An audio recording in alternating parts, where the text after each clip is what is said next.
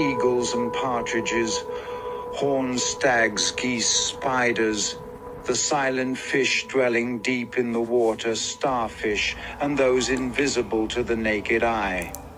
All life, all life, all life, its sad cycle ended, had died away.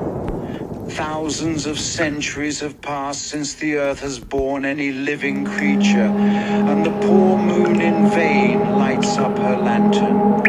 No longer do the waking cranes cry out in the meadow, and maybugs are silent in the lime groves. Cold, cold, cold. Empty, empty, empty. Terrible, terrible, terrible. All living creatures have disappeared into dust. Eternity has cast them into stone, water, and cloud, but their souls have melted into one. And I am the universal soul. In me lives the soul of Alexander the Great, and Caesar, and Shakespeare, and Napoleon, and the very lowest form of life. In me, human consciousness and animal instinct are one, and I remember all. All, each and every life I relive again. I am alone. Once every 100 years I open my lips to speak. My lonely voice echoes into the void, and no one hear me. And you too, pale fires, you do not hear me. Born before dawn from the rotting swamp, you drift into daybreak thoughtlessly, aimlessly, listlessly.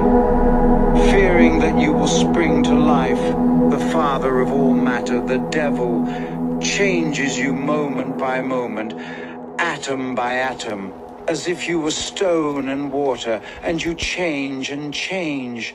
One thing, and one alone in this universe, stays eternal, unchanging, and that is the eternal spirit. Like a captive cast into a deep and empty well, I know not where I am and what awaits me.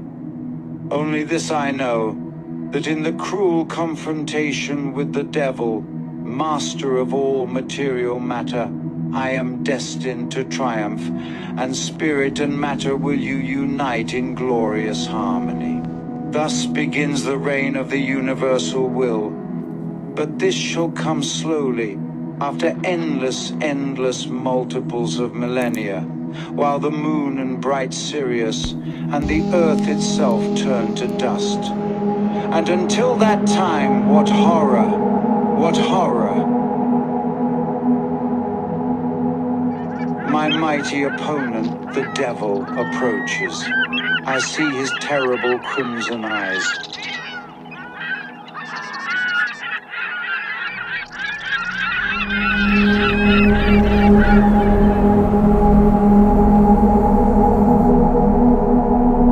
Some have referred to me as God, and if that is true, that I am God, then the devil is in fact a non-worthy opponent.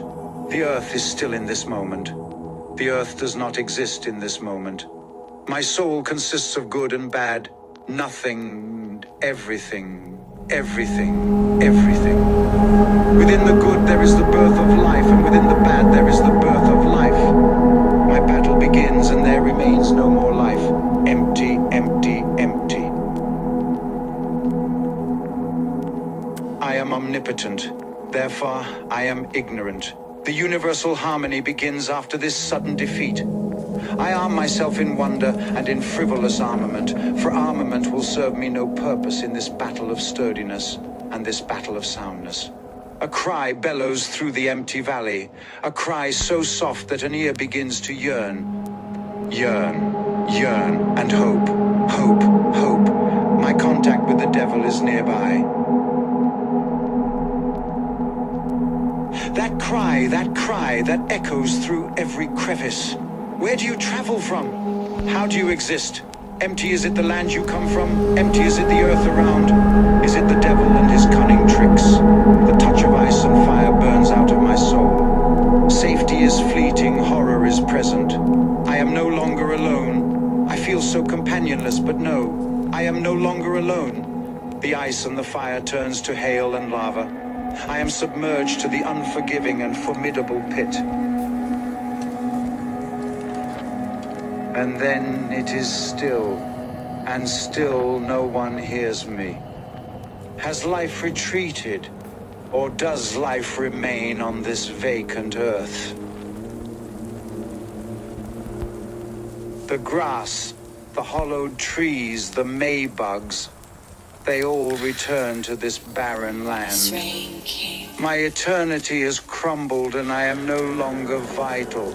Has the devil forsaken this land? Is the devil to return to me and reabsorb my essence? I am no longer. It is warm, warm, warm and bright, bright, bright.